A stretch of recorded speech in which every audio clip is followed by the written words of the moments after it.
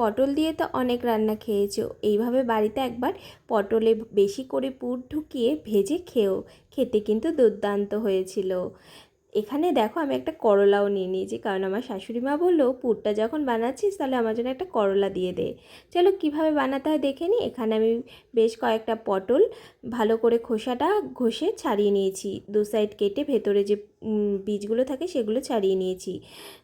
আর ওদিকে নুন আর হলুদ দিয়ে মাখিয়ে রেখেছি। আর এদিকে একটা মিক্সিং জার নিয়েছি, তার মধ্যে পটলের যে ভেতরে বীজগুলো ছিল সেইটা দিয়ে দিয়েছি 1 চামচ তিল, 1 চামচ পোস্ত আর লঙ্কা আর আদা কুচি দিয়ে ভালোভাবে একটা পেস্ট বানিয়ে নিয়েছি।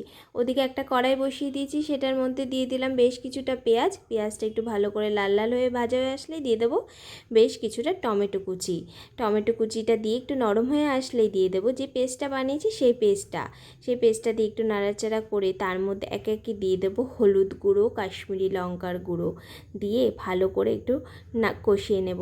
তার মধ্যে আমাদের ঘরে যেন একটু পনিরও ছিল, সেই পনিরটাও পুরের মধ্যে দিয়েছি। এই পনিরের জন্যই বোধহয় পুরটা আরও টেস্টি হয়েছে। একটু বেশি করে পনির দিলে এই পুরটা বোধহয় আরও খেতে ভালো লাগতো।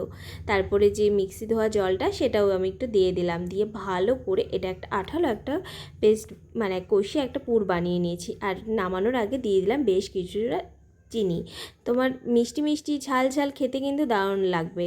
তো দেখো আমার পুরটা পুরোটা রেডি, কড়াইয়ের থেকে কী সুন্দর উঠে আসছে। এইভাবেই কিন্তু পুরটা আঠালোভাবে তৈরি করবে।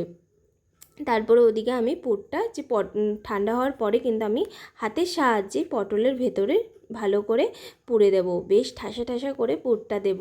তারপরে কিন্তু বেশ কিছুটা কড়াইয়ে তেল নেব, সেই পুরগুলো ভাজতে দিয়ে দেবো। আর আমি কিন্তু পুরটা একদম আস্তে আস্তে ভালো করে ঢুকিয়ে নিলাম, যাতে পুরো পুরটা মানে পুরো ভালোভাবে ঠেসে ঢুকে যায়।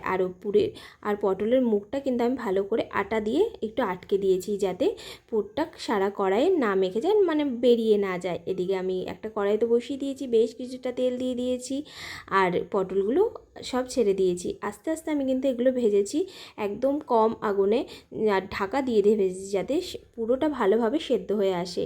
সত্যি বলতে খেতে যে এত অসাধারণ হয়েছে কি আর বলবো, তোমরা কিন্তু বাড়িতে একবার ট্রাই করো, খেতে দুর্দান্ত হয়েছিল। ভালো লাগলে একটা লাইক করো।